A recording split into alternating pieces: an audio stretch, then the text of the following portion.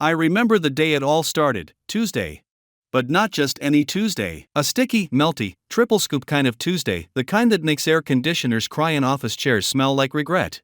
Our hero? Dr. Mashup, a slightly eccentric but weirdly lovable innovation architect at the world's least coordinated merger. Creamy Dreamy Ltd plus Rock Solid Corporation. Why these two companies merged, nobody knows. Maybe someone misread a spreadsheet. Maybe someone was dared. But they did. And on Dr. Mashup's desk, the mission was clear: create a product that merges our strengths, flavor and firmness. At first, he tried the obvious, concrete with a cherry on top. It cracked. Then, vanilla-flavored bricks. They melted. But on that fateful Tuesday, lightning struck, not literally, though that would have been great for marketing. Dr. Mashup accidentally spilled a tub of chocolate chip ice cream into a bucket of wet cement while dancing to a Bee Gees playlist. The result? Ice-crete. A wall you can lick. A dessert you can live in. A construction material with sprinkles. He stared at the semi-frozen, semi-solid chunk of sugary concrete. It didn't crack. It didn't melt. It didn't scream. It just glistened. Like hope or indigestion. He tasted it. Sweet, yet durable, he whispered. Just like my ex.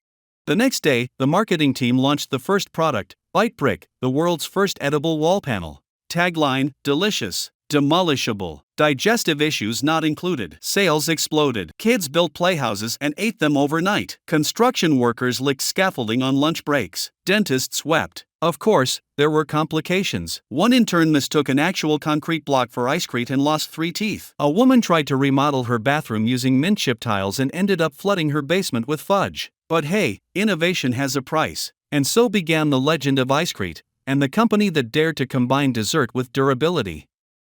After the shocking success, and occasional tooth loss, of ice-crete, Dr. Mashup was feeling unstoppable, or at least mildly caffeinated and extremely ambitious. He sat in his cluttered lab, legs crossed in half-lotus pose, sipping lukewarm matcha and thinking, what do people need more of? Inner peace? Self-defense? Stretchier pants? Why not all three? Just then, a memo arrived on his desk like a ninja. Urgent merger, Serenity Core Yoga Institute plus Ironclad Tactical Weapons. Objective: create a product that reflects both balance and bullets. Dr. Mashup blinked. He blinked again. Then he whispered, with reverence, it's time for the Zen gun. The first prototype was a disaster. They called it the AKOM-47. It chanted OM every time you pulled the trigger. Peaceful, sure, but weirdly offbeat. Also, one of the yogis accidentally shot a hole in the gong. Version 2? Better. A rifle-shaped yoga mat that only unlocked when you reached perfect spinal alignment. If your chakras were blocked, the safety stayed on. Genius. But the real breakthrough came with version 3.0, Namaste 9. A non-lethal, breath-powered, self-centering sidearm. Pull the trigger? It doesn't fire bullets. It sprays lavender mist, plays a calming sitar melody, and gently whispers. Inhale, exhale, don't shoot Dave from accounting. It became a viral sensation. Tactical monks lined up for pre-orders. SWAT teams began doing sun salutations before raids. Even the military tested it in hostile zones. Enemy soldiers just sat down and cried from childhood flashbacks. Peace was declared before lunch. Of course, not everyone loved it. One disgruntled drill sergeant yelled, "It smells like a spa in here and my gun's trying to balance my aura." Dr. Mashup simply bowed. Exactly. Sales skyrocketed. The slogan? Find your center, or defend it. It was a new world, warriors with waistbands. Meditators with muscle memory. A battlefield full of inner peace and occasional glitter. By now, Dr. Mashup had become a bit of a legend. He was known as the man who made ice walls and meditative weapons. People either wanted to interview him, worship him, or legally distance themselves from him. But Dr. Mashup had moved on. His eyes sparkled with a new idea, one inspired by 2 very random emails in his inbox. We want to make language learning more natural. Lingualoom, the global edtech startup. We have too many parrots. Fluff and Stuff Pet Emporium. He stared at the screen. He stared harder. Then he gasped, dropped his kombucha, and whispered, "Parrots that teach Spanish, or French, or Klingon?" Thus began the Polyglot Parrot Project. The first step? Teach a parrot to say bonjour, comment CAVA? The result? It said bonjour, give me a cracker. Close enough. Dr. Mashup wasn't deterred. He built a tiny bird-sized VR headset, uploaded Duolingo lessons, and bribed the parrots with organic sunflower seeds. Weeks passed. Parrots began speaking full conversations in 5 languages. They corrected grammar. They gave motivational speeches. One even translated Taylor Swift lyrics into Mandarin. It was chaos. It was glorious. Soon, the team released the first commercial model.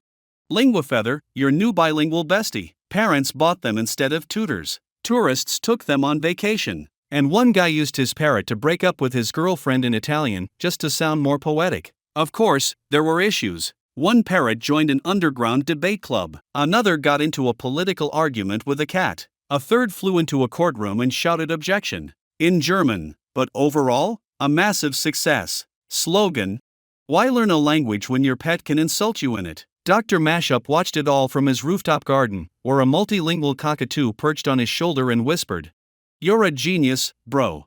In 7 languages. He smiled. A new idea was forming.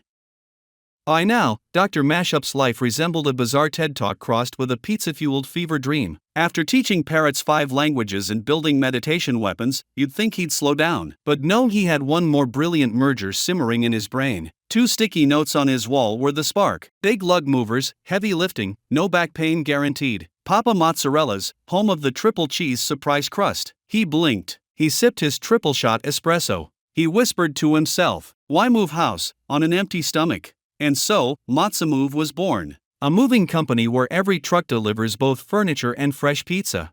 Slogan: we bring the couch and the calories. The business model was simple. You book a moving truck. They load your stuff. You receive a hot, cheesy pizza before the movers even break your bookshelf. Genius? Absolutely. Practical? Debatable. Delicious? Unquestionably. The first test run happened in a downtown apartment building. An elderly couple was moving from the 4th floor. By the time the movers reached the 2nd flight of stairs, the entire stairwell smelled like pepperoni and hope. The couple cried, not because of the nostalgia, because the garlic bread was still warm. The second run? A disaster. A teenager ordered Mozzamove just for the pizza. The crew arrived, moved his bed into the hallway, and left a deep dish in the sink. Terms and conditions, kid, the driver said, biting into a cheesy slice. Despite a few hiccups, like someone trying to tip in anchovies, Mozzamove exploded in popularity. It got its own app. Drivers wore aprons over their overalls.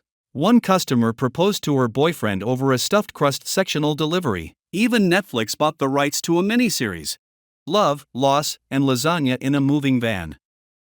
Dr. Mashup hadn't slept in 3 days, not because he was working too hard. Not because he was haunted by a pizza delivery guy he accidentally teleported into a yoga studio. No, it was because of his latest experiment, a pillow that played video games while you sleep. It all started when he spilled Red Bull on his memory foam pillow while rage-quitting a game of Battle Goats Deluxe. Instead of short-circuiting, the pillow buzzed gently and whispered, "Continue, Y/N." He blinked. The pillow blinked back. It had tiny LED eyes. He doesn't remember installing them. He rushed to his board and scrolled furiously. Merger. 17, Flufftech, Premium Pillow Company, plus Pixel Forge Studios, makers of violent wizard simulators, and thus was born PillowQuest, the world's first dream-powered gaming device. The concept was revolutionary. You lay your head down on the Ergo Comfort Plus pillow, close your eyes, and your brain becomes the controller. Need to fight a dragon? Clench your jaw. Need to reload? Snore. The beta testers were confused, but committed. One guy woke up having defeated the Lord of Nightmares using only REM cycles and a twitchy eyelid. Another tester fell asleep in single-player mode and woke up with 3 friends he'd unknowingly hosted a co-op dream match. PillowQuest became a phenomenon. Gamers were no longer sleep-deprived zombies. They were well-rested champions of virtual kingdoms. Parents loved it. Finally, Billy can get an A in sleep studies. Teens bragged, "Bro, I leveled up in my nap." Even therapists got on board. Now let's talk about why you summon 900 flaming raccoons in your dream lobby, Jared. Of course, there were bugs. One user dreamed he was a pillow and refused to wake up. Another accidentally rage quit his subconscious and forgot his own name for 3 hours. But hey, progress. Dr. Mashup updated his growing invention chart. He leaned back, on a prototype pillow, obviously, and muttered, "Now people can fight dragons and get 8 hours of sleep. I'm basically saving humanity, one nap at a time."